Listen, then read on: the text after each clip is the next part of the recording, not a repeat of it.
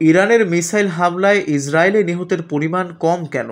কয়েকদিন যাবৎ সরাসরি যুদ্ধক্ষেত্রে ইরান ইসরায়েল, তবে প্রাণহানির সংখ্যা ইসরায়েলে এখনও নিয়ন্ত্রিত, কারণ দেশটিতে প্রযুক্তির সঙ্গে রয়েছে কৌশলগত বিন্যাস। হোম ফ্রন্ট কমান্ড সতর্কবার্তা ও বোমা প্রতিরোধী কক্ষই দেশটির বাসিন্দাদের প্রাণ রক্ষার ঢাল।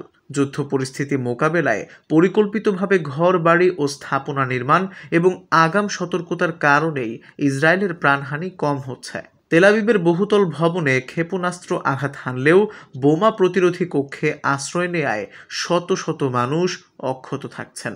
অন্যদিকে রামাত গানে পুরনো ভবনের বেসমেন্টে লুকিয়ে বেঁচে যান বাসিন্দারা।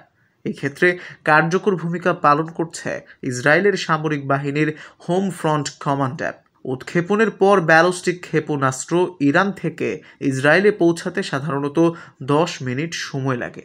এই অ্যাপ দিয়ে ইসরায়েলের সামরিক বাহিনী ক্ষেপণাস্ত্র ছোড়ার কয়েক মিনিট আগেই হামলার বিষয়টি শনাক্ত করতে পারে।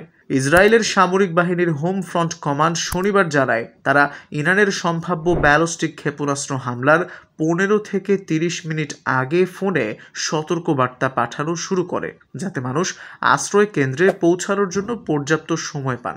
এছাড়া বেসামরিক নাগরিকদের বোমা প্রতিরোধী কক্ষের কাছাকাছি থাকতে নির্দেশনা দেওয়া হয়। Al Mahmud, rising campus, Dhaka.